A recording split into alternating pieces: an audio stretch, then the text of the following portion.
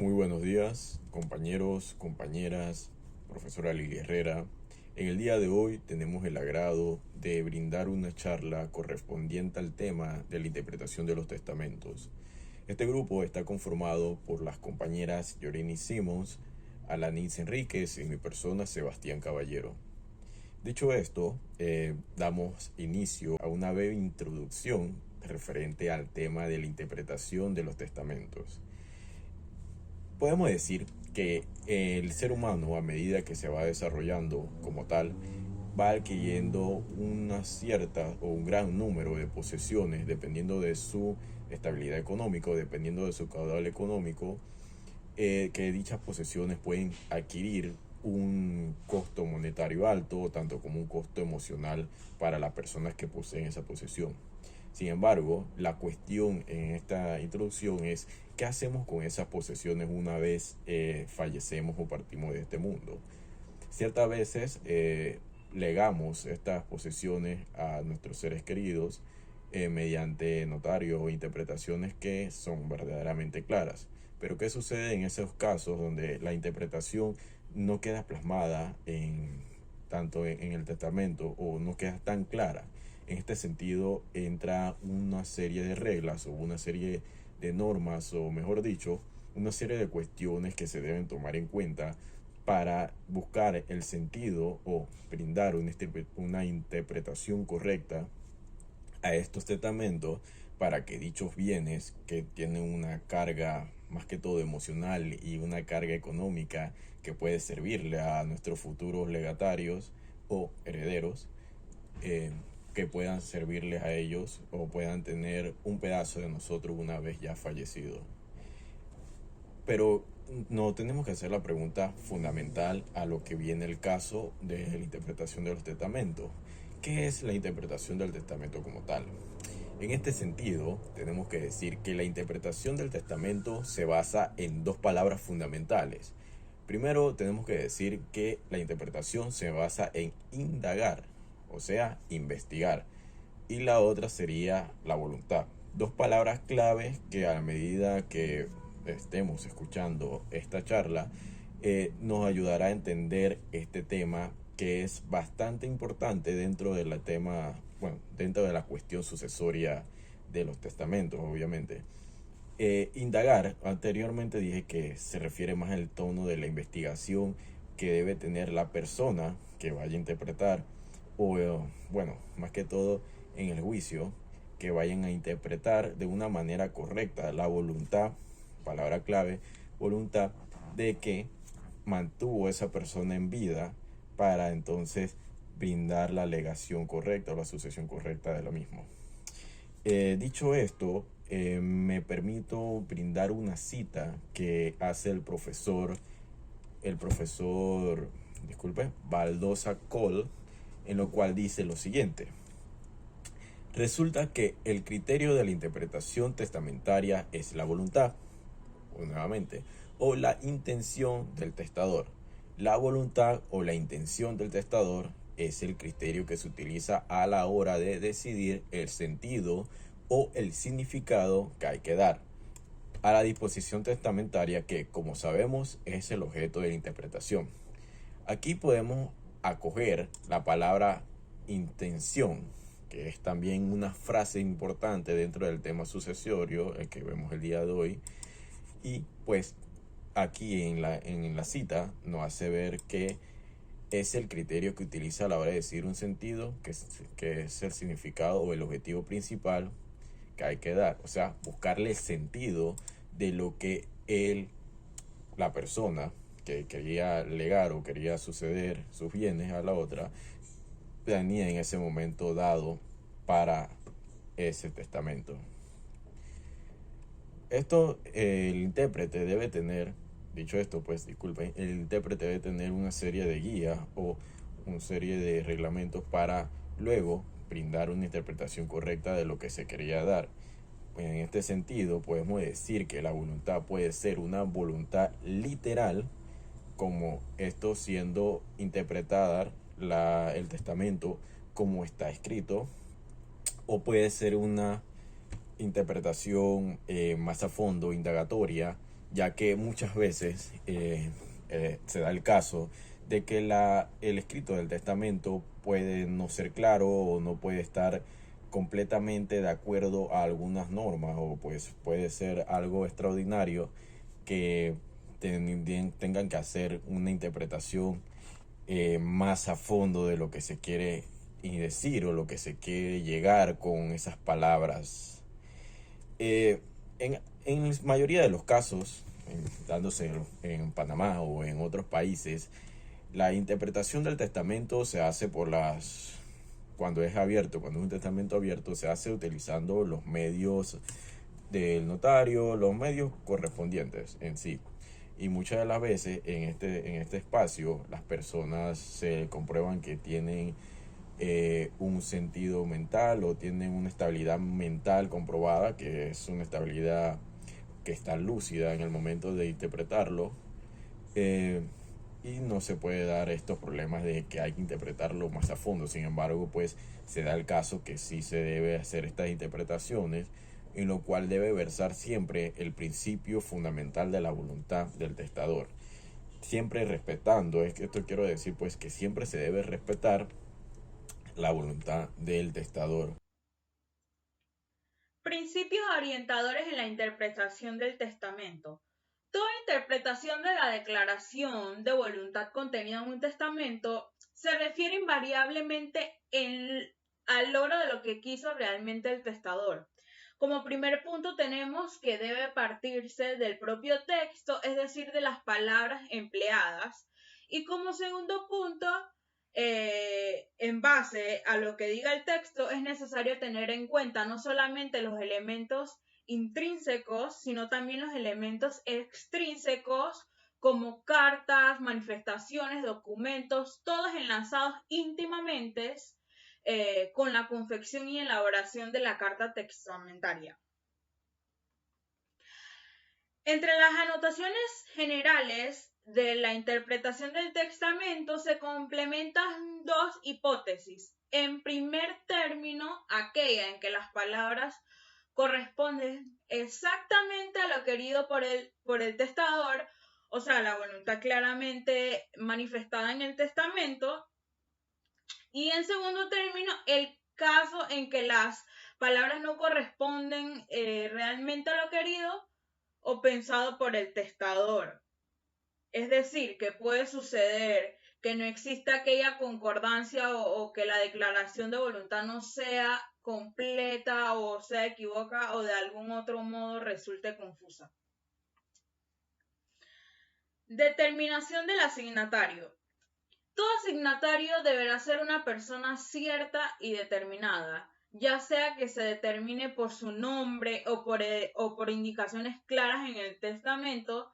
Sin embargo, existen legados en donde no existe sujeto o este es indeterminado, como sucede con las herencias destinadas a objetos de beneficencia, las dejadas al alma del testador y lo que en general se dejara a los pobres. Aunque puede presentarse indeterminación del asignatario en el momento de la muerte del testador,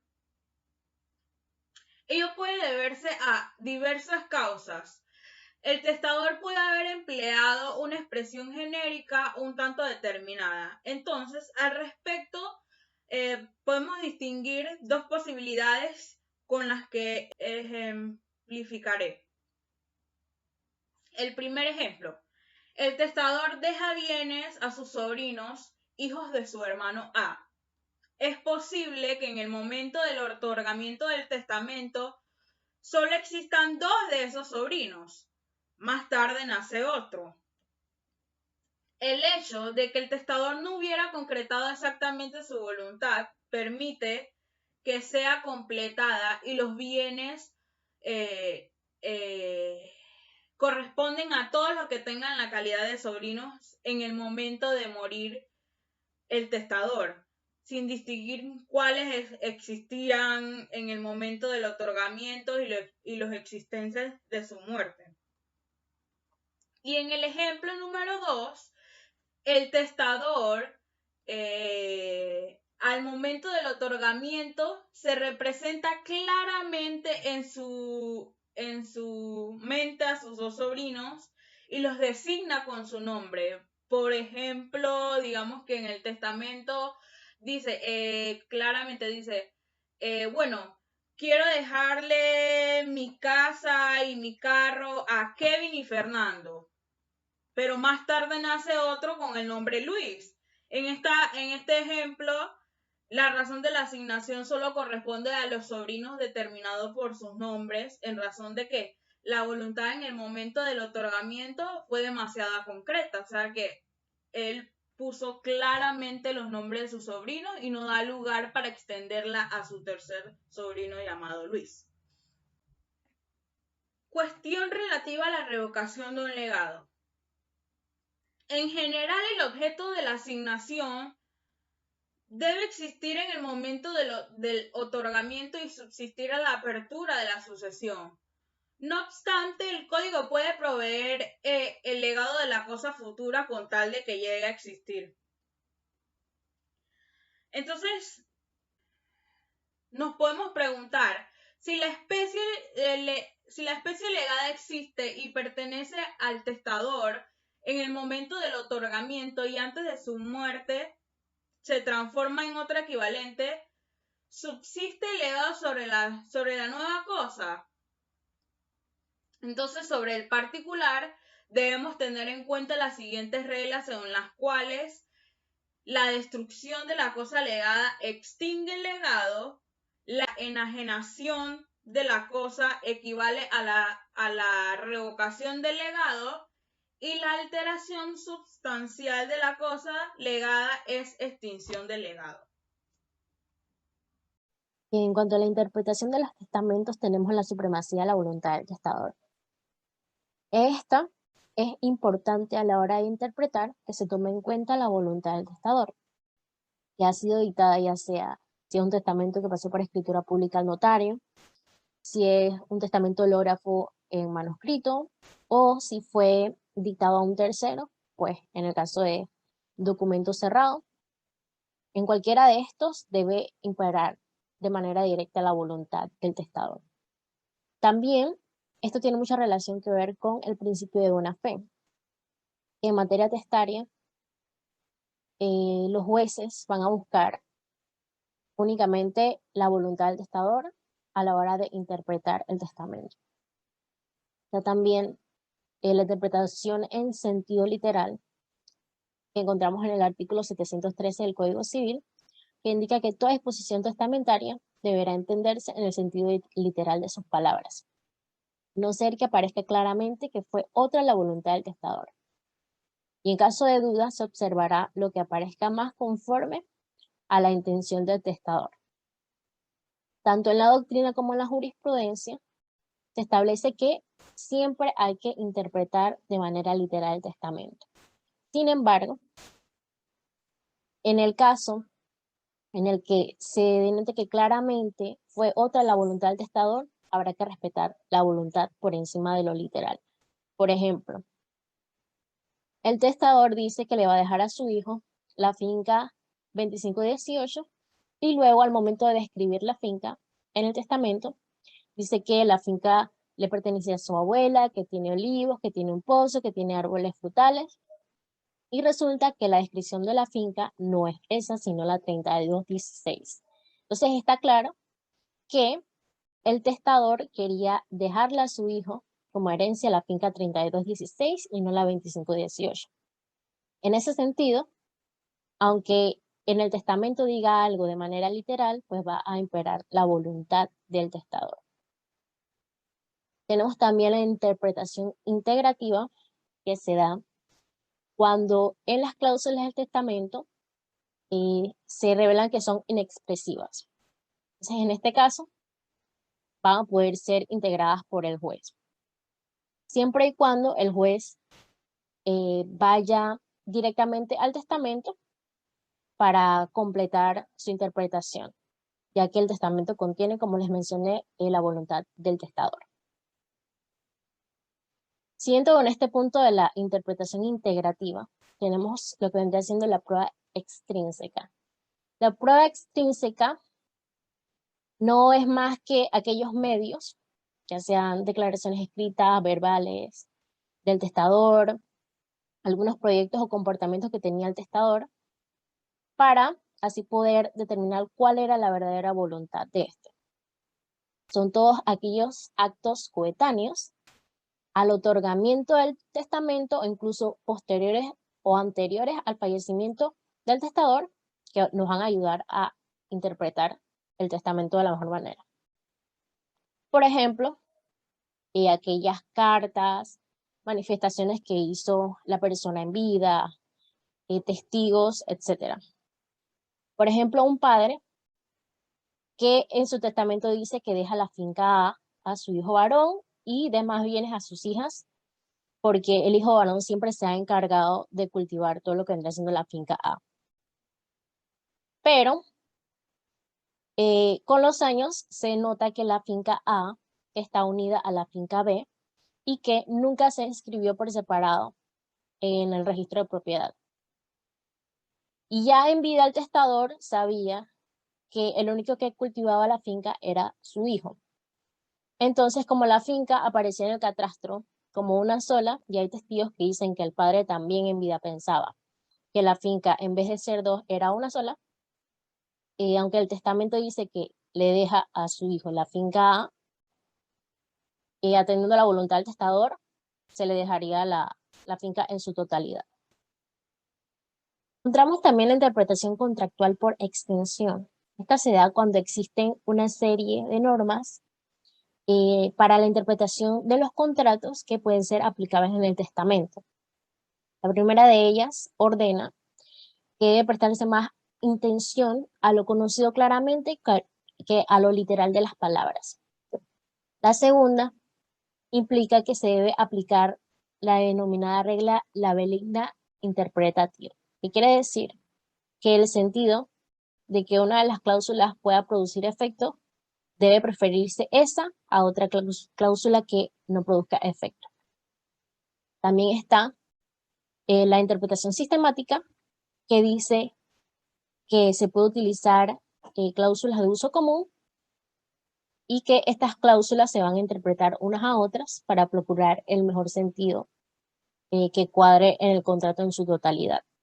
Y la cuarta ordena que se tomen en cuenta los actos coetáneos posteriores a la celebración del contrato.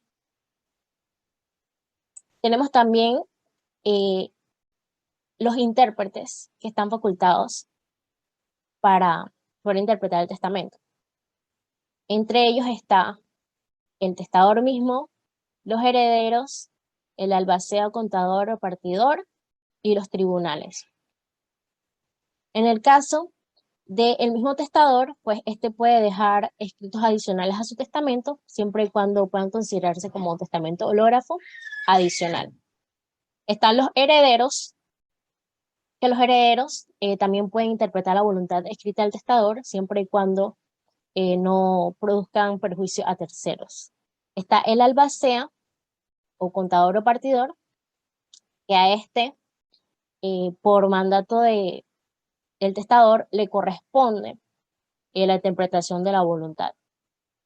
Y están los tribunales de instancia, que cuando los herederos no se ponen de acuerdo sobre las disposiciones testamentarias, pues le va a corresponder a los juzgados de primera instancia realizar las interpretaciones del testamento. Tenemos también algunas reglas dentro de las que ya hemos mencionado, que la doctrina ha establecido para poder tomar en cuenta a la hora de interpretar. La primera regla es que las disposiciones de la última voluntad deben atenderse más que en el sentido literal de las palabras. Y hay que tomarse en cuenta también la costumbre del lugar y el momento en el que el testador escribió su testamento. La segunda regla es que si en un sentido alguna de las cláusulas es ambigua, debe interpretarse de manera que pueda conservar su validez y su sentido. Tercera regla es que si hay algún legado que puede tener dos sentidos, debe acogerse a que produzca efecto frente al que no produzca ningún efecto. También cuando dos cláusulas se contradicen, ambas quedan sin efecto. Pero si el testador quería que se cumplieran las dos, en este caso, pues va a prevalecer la última. También en el caso en el que el legado sea a favor de dos personas con el mismo nombre y con el mismo apellido, se debe tomar en cuenta las circunstancias del parentesco que tenían con el testador, la amistad o la compañía. Y cuando se dé algún error en el nombre o en el apellido de algún legatario o algún heredero, esto no anula el testamento, siempre y cuando se pueda determinar quién es la persona favorecida.